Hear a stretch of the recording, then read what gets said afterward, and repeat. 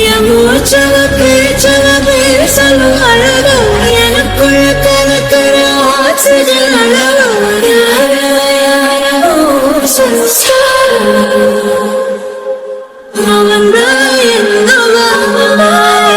முரளையவ கலையவ அழகிய நிலவவ நிழலிலும் ஜொலிக்கிற நிரந்தர ஒளியவ சரியவ தவறவ சிரிக்கிற சிரிப்புக்கு அவதான் காரணமா.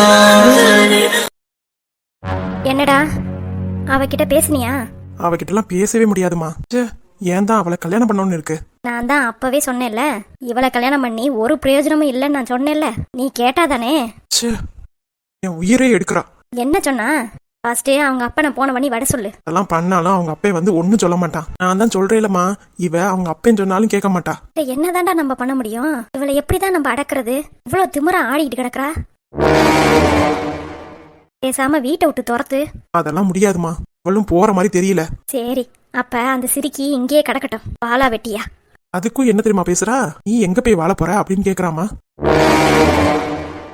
சரி, இவெல்லாம் பொம்பளையாவ இவ்வளவு கேவலமா பேசுறா? உங்க அப்பே அந்த மாதிரி வளர்த்து வச்சிருக்கான். அதுக்குன்னு வாழ வந்த பொண்ணு இந்த மாதிரிலாம் பேசலாமா? விடுமா, அவளை பத்தி நம்மளுக்கு என்ன தெரியாமையா இருக்கு? இவளை நம்ம வீட்டை விட்டு துரத்த முடியாது. அவ என்னமோ பண்ணிட்டு போட்டோம், நம்ம பாட்டுக்கு தண்ணி தெளிச்சு விட்டுற வேண்டியதான். இன்னும் மேற்கொண்டு என்கிட்ட சண்டை போட்டானா?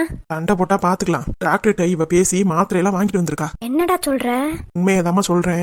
என்கிட்ட ரூம்ல சொல்றா, மாத்திரையெல்லாம் நான் வாங்கிட்டு வந்திருக்கேன், நீ சாப்பிடறதுனா சாப்பிடு, அப்படி இல்லைன்னா நீ பாட்டுக்கு செவனேன்னு இரு, எனக்கும் புள்ள பெத்துக்கணும்னு எந்த ஆசையும் இல்ல அப்படின்னு சொல்றா. நான் தான் சொன்னேன்ல, இவளுக்கு புள்ள பெத்துக்கிற ஆசையே கிடையாது. அதுக்காக தான் இவ்வளோ பெரிய பிளான். ஓ மேல குறை இருக்கதா சொல்லி உன்னைய அசிங்கப்படுத்தி. சி, இதெல்லாம் ஒரு பொம்பளை பிள்ளை, இதெல்லாம் நான் படிச்சிருக்கேன்னு வேற சொல்லுது. இந்த காலத்துல படிச்ச பொம்பளை பிள்ளைங்கள தான் நம்மளால நம்பவே முடியல. நீ தெரிஞ்சுக்கடா இவ எப்படியாப்பட்டவன்னு. நான் தான் எல்லாத்தையும் தெரிஞ்சுக்கிட்டு வெறுத்துட்டேனே. வெறுத்துட்டீங்கன்னா தண்ணி தெளிச்சு விட்டுற வேண்டியதானே? என்னம்மா பண்றது, ஊருக்காக தாலி கட்டியாச்சே, ஊர்ல உள்ளவங்க எல்லாம் என்ன பேசுவாங்க? இப்படி எல்லாம் நினைச்சுக்கிட்டு இருந்தேன்னு வெய்யே, உன்னால வாழவே முடியாது. என்னம்மா சொல்ற? ஒண்ணு உனக்கு பிடிக்கலன்னா வெட்டி விட்டுரு. உனக்கு என்ன வயசு இல்லையா, அழகு இல்லையா, படிப்பு இல்லையா, இல்ல சொத்து சுகம்தான் இல்லையா? பேசாம வெட்டி விட்டுட்டு வேற பொண்ணை நல்ல பொண்ணா பார்த்து நானே கல்யாணம் பண்ணி வைக்கிறேன். அதெல்லாம் ஒண்ணு வேண்டாமா. ஏன்டா, ஏதாவது ஒரு நிலைய நிக்க வேண்டியதானே? இவ கூட இப்படி மாரடிக்கிறதுக்கு வேற ஏதாவது நல்ல பொண்ணா பார்த்து கல்யாணம் பண்ணிக்கலாம்ல. நீ சொல்றதாவே இருக்கட்டுமா. முன்னாடியாவது எதுவும் கேட்காம அமைதியா இருந்தா, இப்ப எல்லாத்தையும் புட்டு புட்டு வைக்கிறா. இப்ப நம்மளே டைவர்ஸ் பண்ணோன்னு வையே, இப்ப நம்ம தான் ஜீவானம்சம் கொடுக்கற மாதிரி இருக்கும். அதெல்லாம் நம்மளுக்கு தேவையே இல்லமா. அப்புறம் அவ நல்லா சுதந்திரமா இருப்பா. அப்படி இருக்க வைக்கவே கூடாது. அப்படியாடா? ஆமாமா. ஒண்ணு அவ நம்ம பேச்சை கேட்டு இங்கே இருக்கணும். அப்படின்னா ஒண்ணு பண்ணு. என்னமா? பேசாம அவ குடுக்கற மாத்திரையை என்ன எதுன்னு செக் பண்ணிட்டு நீ சாப்பிடு. சொல்றது கேளுடா. குழந்தை தரிக்குதோ தரிக்கலையோ அதை அதுக்கப்புறமா முடிவு பண்ணிக்கலாம். எனக்கு தெரிஞ்சு இந்த மாதிரி கேவலப்பட்ட ஜென்மத்துக்கெல்லாம் தரிக்கவே தரிக்காது. நீ வேணா பாத்துக்கிட்டே இரு. அந்த டாக்டர் என்ன தெரியுமா சொன்னாவ? உனக்கு மாத்திரையை கொடுத்துட்டு அப்புறம் அந்த பிள்ளைக்கு ட்ரீட்மெண்ட்டை ஆரம்பிப்பாங்களாம். அதுலயும் அவளுக்கு ஒத்து வரலன்னா அடுத்து ஐயோஐயா. நம்ம பாப்பாவுக்கு பண்ணது IVF, இவளுக்கு ஐயோஐ சொன்னாங்க. பேசாம அதை பண்ணி விட்டுற வேண்டியதானே? என்னமா சொல்ற? ஆமாண்டா, ஐயோன்னு ஒரு ப்ராசஸ் இருக்கான். அந்த ப்ராசஸ்ல தான் பண்ண போறாங்கன்னு சொன்னாங்க. இத வேணா அவள்கிட்ட சொல்லி பாருப்பா. குழந்தை தரிச்சாலும் தரிக்கட்டும். இவ கூட குழந்தை தரிச்சு டேய், இவளை வெட்டி விடுன்னு சொன்னாலும் வெட்டி விட மாட்டேங்கிற. வேற என்னதான் பண்ண சொல்ற? ஒண்ணு, குழந்தை தரிக்கிறதுக்கு என்ன முக்கியமோ அதை மட்டும் பண்ணுங்க. நீ மாத்திரையை சாப்பிடு, ஆனா செக் பண்ணிட்டு சாப்பிடு. இவளுக்கு தானேடா எல்லா வழியும். பேசாம IVF பண்ண சொல்லிரு. நம்ம பொண்ணுக்கு அதானே பண்ணிருக்கு, எல்லா வழியும் அனுபவிக்கட்டும். உனக்கு குழந்தை பெத்துக்க துப்பு இல்லன்னு என்னமா அசிங்கப்படுத்துறா? IVF பண்ணா எவ்வளவு ஊசி தெரியுமா போடுவாங்க? நான் எல்லாத்தையுமே இந்த சுந்தரி பிள்ளைக்கு பாத்துட்டேன். இந்த ஒத்த பையில பிக்கிறதுக்கு என் பிள்ளை அம்புட்டு கஷ்டப்பட்டுச்சு. ஆனா இவளுக்கு உன் மேல குறைய போட்டுட்டு இவ ஜாலியா இருக்கலான்னு பாக்குறாளா? விடக்கூடாதுரா. நீ பேசாண்டி இரு. டாக்டர் உனக்கு மாத்திரை எழுதி கொடுத்தத வாங்கிட்டு நீ அதை அக்காவுக்கு போட்டோ எடுத்து அனுப்பு. அவ என்ன ஏதுன்னு பாத்துட்டு சொல்லிடுவா. சரிம்மா. நீ டாக்டர்கிட்ட கூட்டிட்டு போ. அப்ப அவளுக்கு IVF பண்ணிடலான்னு சொல்லிடு. சரிம்மா. டேய், நாளைக்கே ஹாஸ்பிட்டல் கூட்டிட்டு போயிரு. சரிம்மா. நைட்டே கோவமா பேசாம கமுக்கமா பேசு. அப்பதான் அவன் நம்புவா. ஹாஸ்பிட்டல்ல டாக்டர்கிட்ட பேசணும்னு நீ மட்டும் பேசு. சரிம்மா, நான் வரேம்மா. டேய், சாப்பிடாம போற? இவ்வளவு கல்யாணம் பண்ணிட்டு எங்கம்மா நிம்மதியா சாப்பிடுறது? வேன் ஒருத்தன் அவன் அந்த மாதிரி நடந்துக்கிறானா, அதுக்கு சாப்பாட்டு மேல எதுக்குடா கோவத்தை காமிக்கிற? இருக்காடா நீனு? இல்லம்மா, அவன் நல்லா சாப்பிட்டு தெம்பாதான் இருக்கா அவன் கூட சண்டை போடுறதுக்கு. நீ அந்த மாதிரி சாப்பிட்டு தெம்பா இருக்க வேண்டாம். ஒழுங்கா வந்து சாப்பிட்டுட்டு கிளம்பு. சரிம்மா.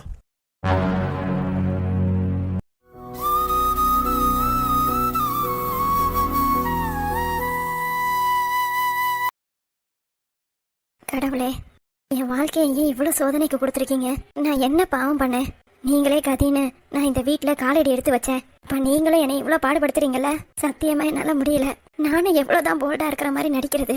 எங்க அம்மா இறந்ததுக்கு அப்புறம் யாரும் என்னை அனாதன்னு சொன்னதே இல்லை. ஆனா கட்டின புருஷன் அனாத, நீ ஒண்ணும் இல்லாதவ, உன் கூட வாழவே இஷ்டம் இல்ல அப்படிலாம் சொல்லும் போது எனக்கும் கஷ்டமா இருக்கு. நான் அவரை நம்பி தானே வந்தேன். அவர் என்னை இப்படி ஏமாத்தும் போது நான் என்ன பண்ணட்டும்? நானும் எவ்வளவோ அழுவக்கூடாதுன்னு முயற்சி பண்ணேன். ஆனா என்னால அழுவாம இருக்க முடியல. நீங்க தானே எனக்கு இந்த வாழ்க்கையை கொடுத்தீங்க. நான் சந்தோஷமா வாழணும்னு நான் நினைச்சேன். கல்யாணத்துக்கு முன்னாடி தான் எனக்கு அம்மா இல்லாம சித்தி கூடமே கொடுத்தீங்க. சரி, கல்யாணம் ஆனதுக்கு அப்புறம் நல்ல பையனா எனக்கு தருவீங்கன்னு நானும் நினைச்சேன். ஆனா கல்யாணம் ஆனதுக்கு அப்புறமும் இந்த மாதிரி ஒரு பையனை கொடுத்து ஏன் என்னை சாவடிக்கிறீங்க? இதுக்கு நீங்க ஒரேடியா என்னை கொண்டு போட்டிருக்கலாம்ல. பாத்தீங்கல்ல, நான் என்ன தப்பு பண்ணேன்? அவங்க தான் குழந்தை வேணும்னு சொன்னாங்க. சரி, டெஸ்ட் எடுக்க வான்னு சொன்னாங்க. நானும் போனேன். டெஸ்ட் எடுத்துட்டேன். நான் ஏதோ ரிப்போர்ட்டை மாத்தி வச்சுட்டேன். என் மேலே அந்த அம்மா குறப்படுது. நான் என்னத்த டெஸ்ட் ரிப்போர்ட்டை மாத்தி வைக்க முடியும்? அந்த அம்மா என்ன அவ்வளோ அறிவாளியா? அந்த அம்மா சொல்றத போய் அந்த ஆள் நம்பிக்கிட்டு இருக்காரு. சத்தியமா எனக்கு ஒண்ணுமே புரியல. இந்த ஆள் உண்மையாலுமே படிச்சிருக்கானா இல்ல படிக்காத முட்டாளான்னு எனக்கு தோணுது. இவ்வளோ பெரிய கம்பெனி எப்படி நடத்த முடியும்? சொல்லுங்க கடவுளே, நீங்க தான் எனக்கு ஒரு வழியை காட்டணும். எனக்கு வேற யாரும் தோண கிடையாது. நான் எங்க வீட்டுல இருப்பேன். நான் சொன்னாலும் நீ பொறுமையா போமா, அமைதியா போமா அப்படின்னு தான் எங்க வீட்டு ஆளுங்க சொல்லுவாங்க. அப்படிதான் நான் போகணுமா? அராஜகம் பண்றவங்களுக்கு நீங்க இப்படிதான் எல்லாத்தையும் கொடுப்பீங்களா? எங்களை கஷ்டப்படுத்திட்டே தான் இருப்பீங்களா? கடைசி வரைக்கும் நாங்க கஷ்டப்பட்டுக்கிட்டே தான் இருக்கணுமா? கடைசி வாழ்க்கையில தான் நாங்க சந்தோஷமா இருக்கணுமா? இங்க இளம காலம் எல்லாம் முடிஞ்சு போயிருமா? என்னதான் நினைச்சிட்டு இருக்கீங்க?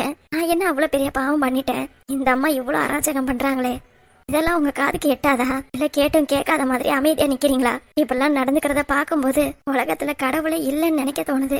ஏன் என்ன இப்படி பண்றீங்க? நான் என்ன பண்ணணும்? இன்னும் நான் என்ன பண்ணணும் நீங்களே சொல்லுங்க. சத்தியமா எனக்கு தெரியல. நானும் எவ்வளவோ பேசி பார்த்துட்டேன். அமைதியாவும் இருந்து பார்த்துட்டேன். அவர்கிட்ட அடம் பிடிச்சு சண்டை போட்டும் பார்த்துட்டேன். அந்த மனுஷன் மாறுற மாதிரி தெரியல. இதுக்கு வேற வழியே இல்லையா? சொல்லுங்க. என்னாலும் குத்தம், உட்காந்தாலும் குத்தம். நான் என்னதான் பண்ணணுங்கிறாங்க? ஆனா இவங்களுக்கு என்ன அடிமையா? சமைச்சு போட்டுட்டு வீட்டு வேலையெல்லாம் பார்த்துட்டு வீட்டுல வேலைக்காரி மாதிரி அடிமை மாதிரி இருக்கணும்னா எதுக்கு என்னைய கல்யாணம் பண்ணணும்? அப்போ ஊர் சொல்றதுக்காக நான் அவருக்கு பொண்டாட்டியா இருக்கணுமா? எனக்கு புரியல. இவ்வளவு சொத்து சொகம் இருந்தோம் எனக்குன்னு எதுவுமே இல்ல. நான் படிச்சிருந்தோம் இவ்வளவு நாளா அமைதியா போனத அவங்க முட்டாளு, ஒன்னும் தெரியாதவ, வாழ தெரியாதவ அப்படின்னு சொல்றவ. சரி, ஏத்து நம்ம கேள்வி கேட்போம், தப்புங்கிறத நம்ம தட்டி கேட்கணும் அப்படின்னு சொன்னா சரியான வாப்பட்டி திமிரு பிடிச்சவ அப்படி இப்படின்னு சொல்றவ. இப்ப நான் எப்படிதான் இருக்கணும் சொல்லுங்க? சத்தியமா என்னால முடியல. என்னால எதையுமே தாங்கிக்கிற முடியல. என் பிரச்சனையை நான் யாருக்கிட்டையும் சொல்ல முடியல. சொன்னாலும் அவங்க புரிஞ்சுக்கிற மாதிரி இல்ல. எங்க அக்கா கிட்ட சொன்னாலும் அவ ஒண்ணுக்கு ரெண்டா எங்க அப்பா கிட்ட சொல்லி விடுறா.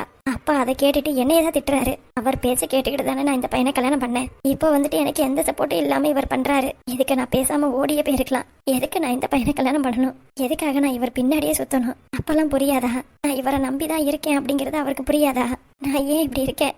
சத்தியமா எனக்கு புரியல. என்னால முடியவும் இல்ல. நானும் மனசிதான். ஓரளவுதான் என்னாலையும் தாங்கிக்க முடியும். இவ தாங்கிக்கிறாள்ன்றதுக்காக நீங்களும் ரொம்ப அதிகமான வழி எனக்கு கொடுக்குறீங்கல்ல. நீங்க கூட எனக்காக எந்த ஹெல்ப்பும் பண்ணல. அநியாயம் பண்றவங்கள தானே நீங்க நல்லா வாழ வைக்கிறீங்க.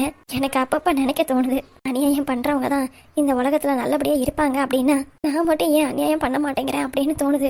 ஒருவேளை நான் பண்றதா தப்பா அப்படின்னு தோணுது. நீங்க தான் எனக்கு பதில் சொல்லணும். இனிமேட்டு நான் எப்படி இருக்கணும்? கீழே போய் ஒட்டு கேட்கறது எனக்கு பிடிக்காத விஷயம். ஆனா இங்க வந்ததுக்கு அப்புறம் என்னோட கேரக்டரை நான் மாத்திக்கிட்டேன். அவ்வளவு அமைதியா இருந்த பொண்ணு நானு இப்ப பதிலுக்கு பதில் நான் பேச கத்துக்கிட்டேன். அடுத்தவங்க என்ன பேசினாலும் அதுக்கெல்லாம் நான் தலையிடக்கூடாதுன்னு நினைக்கிற ஆள் நானு.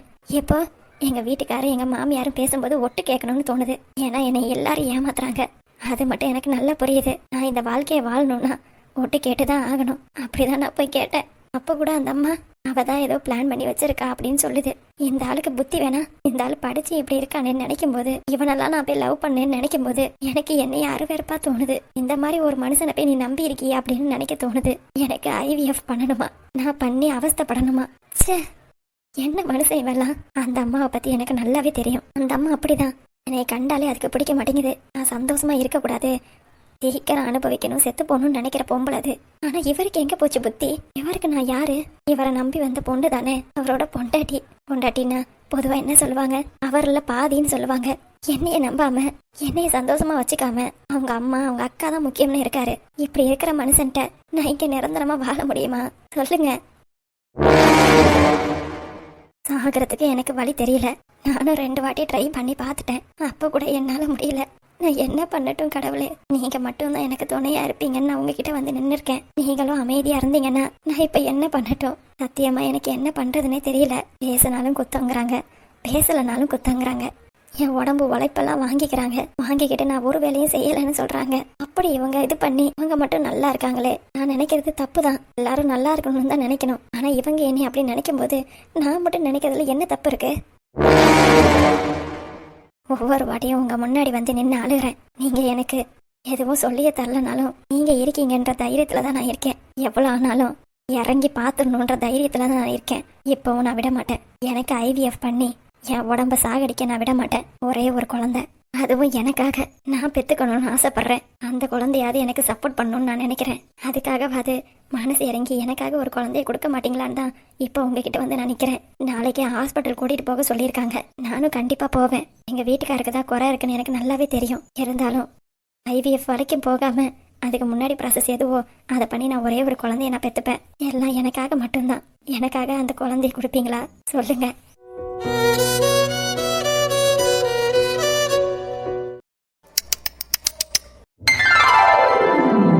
ரொம்ப நன்றி. நீங்க இந்த மாதிரி எனக்கு வாக்கு கொடுப்பீங்கன்னு நான் நினைச்சே பார்க்கல. ரொம்ப நன்றி கடவுளே. முருகா, நான் உங்களை தான் மலை போல நம்பியிருக்கேன். நீங்க எப்போதும் எனக்கு துணையா இருப்பீங்கன்னு எனக்கு தெரியும். அதே மாதிரி என் வாழ்க்கை முழுக்க நீங்க எங்க கூடவே வரணும். எனக்கு துணையா இருப்பீங்கல்ல? இது போதும். எனக்கு வேற எதுவும் வேண்டாம். நீங்க மட்டும் போதும். எனக்கு எவ்வளவு சந்தோஷமா இருக்கு தெரியுமா? இனிமே நான் ரொம்ப தைரியமா இருப்பேன். யாரு என்ன சொன்னாலும் நான் கவலையே பட மாட்டேன். இந்த உலகத்துல பிறந்தவங்க எல்லாரும் ஒரு நாள் இறந்து போய் தான் ஆகணும். வரும்போதும் ஒண்ணு கொண்டு வரதில்ல, போகும்போது ஒண்ணு கொண்டு போறதில்ல. இந்த அம்மாவே இந்த சொத்தை கட்டிக்கிட்டு ஆளட்டும். எனக்கு எந்த பிரச்சனையும் இல்ல. யாரு என்ன பேசினாலும் சரி, நான் சந்தோஷமா இருப்பேன். என் மனசையும் சந்தோஷமா வச்சுப்பேன். எனக்காக ஒரு குழந்தை, அந்த குழந்தைய நான் நல்லா வளர்த்து காட்டுவேன். கண்டிப்பா நான் நல்லா வளர்த்து காட்டுவேன். எனக்கு இது போதும் முருகா, இது போதும்.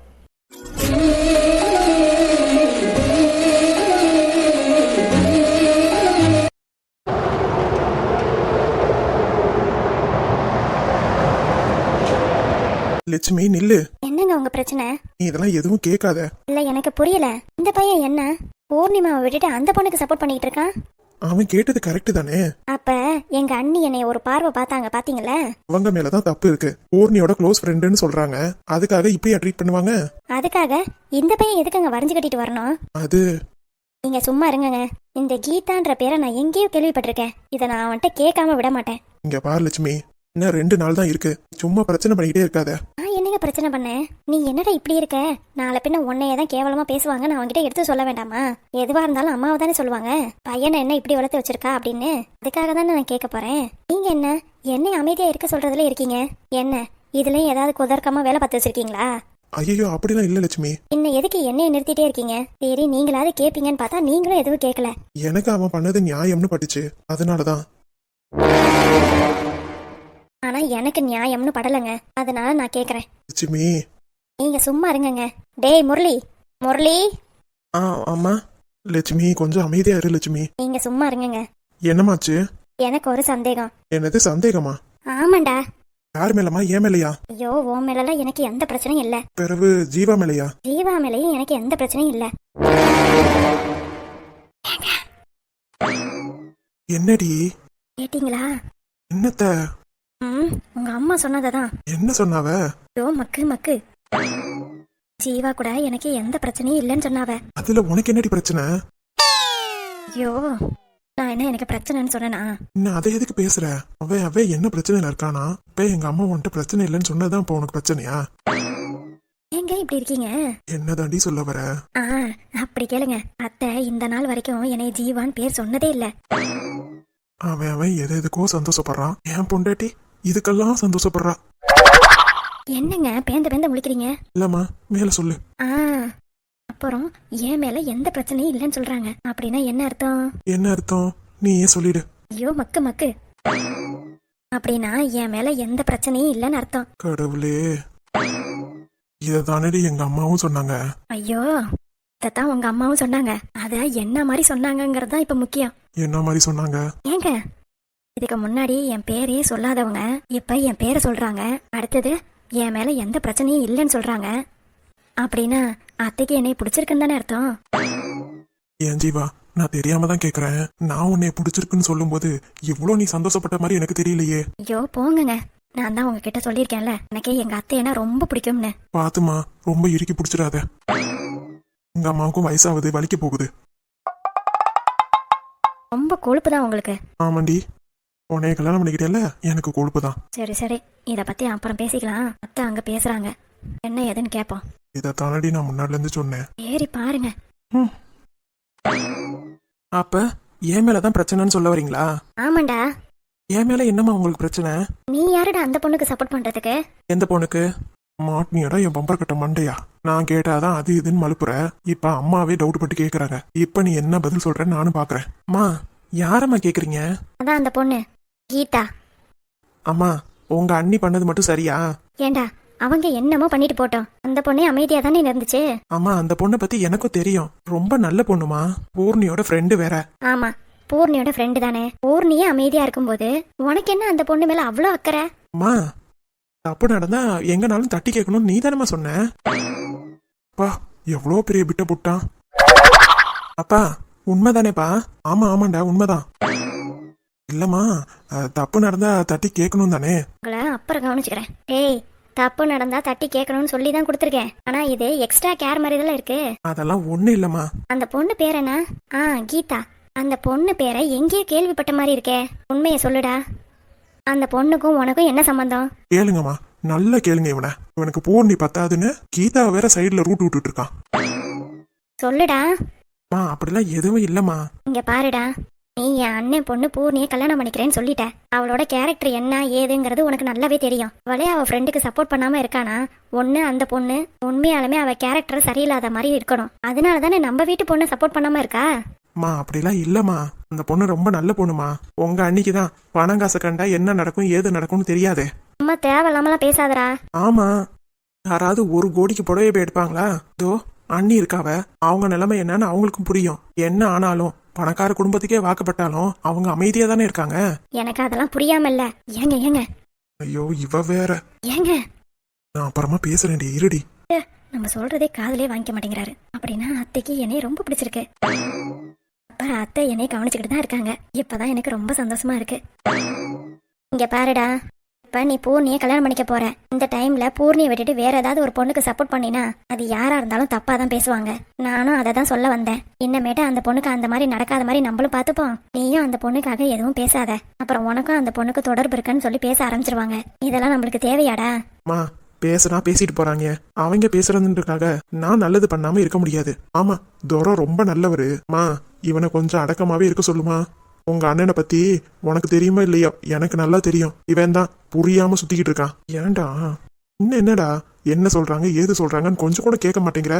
உனக்கு உன் சந்தோஷம் தான் முக்கியம்னா எங்க கூட ஏன் இருக்க? டேய், நீங்க 2 பேரும் எதுக்கு இப்ப அடிச்சுக்கிறீங்க? இன்னும் என்னம்மா இவ்வளவு தூரம் நீங்க சொல்றீங்க, சரின்னு கொஞ்சமாவது சொல்றானா பாருங்க. விமுறாவே நிக்கிறான். சரி விடுடா, ஏதோ அவன் தப்பு பண்ணிட்டான். வந்து சொல்றது நம்ம கடமை. சொல்லியாச்சு, இதுக்கப்புறம் ஏதாவது நடந்தா பாத்துக்கலாம். என்னடா முரளி, என்னமே எதுவும் செய்ய மாட்டீல?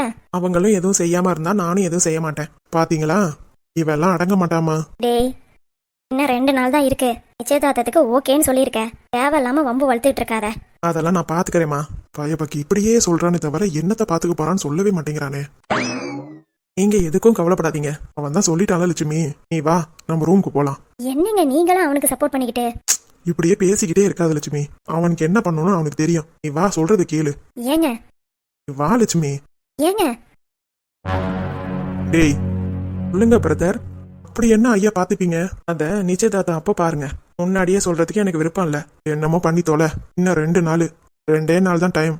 அதுக்குள்ளார உன் லைஃபை நீ காப்பாத்திக்க. அப்ப அண்ணிய ஏன் பொண்டாட்டியை எப்படி பாத்துக்கணும்னு எனக்கு தெரியும். நான் பாத்துக்கிறேன். உங்களை பத்தி நீ ஒன்னும் கவலைப்பட தேவையில்ல. மிஞ்சி போனா என்ன பண்ணுவ? பூர்ணியை பத்தி ஏதாவது கலெக்ட் பண்ணிருப்ப. அதனால பூர்ணி கூட எனக்கு கல்யாணம் வேணாம், எனக்கு கீதாவை தான் பிடிச்சிருக்குன்னு சொல்ல போற. எங்களுக்காக நீ எதுவும் பண்ண போறது இல்லையே. நானே எங்க பிரச்சனையை பாத்துக்கிறேன், நீ உன் பிரச்சனையை பாத்துக்க. டேய் நான் சொல்றது கேளுடா. ஜீவா போலாமா? ஜீவா சொல்லுங்க. வா ரூமுக்கு போலாம். முன்னாடியே சொல்லிட்டேனா, எப்படியாவது கசிஞ்சு சுந்தர் மாமாவுக்கும் மேட்ரு தெரிஞ்சிடும். அதனாலதான் நான் கமுக்கமா வச்சிருக்கேன். உன் மேல அக்கறை இல்லாமலாம் இல்லடா. நீ என்னோட அண்ணன். உனக்காக நான் எதுவும் பண்ண மாட்டேன்னா என்ன? கண்டிப்பா பண்ணுவேன். நீ பொறுத்து இருந்து பாருடா.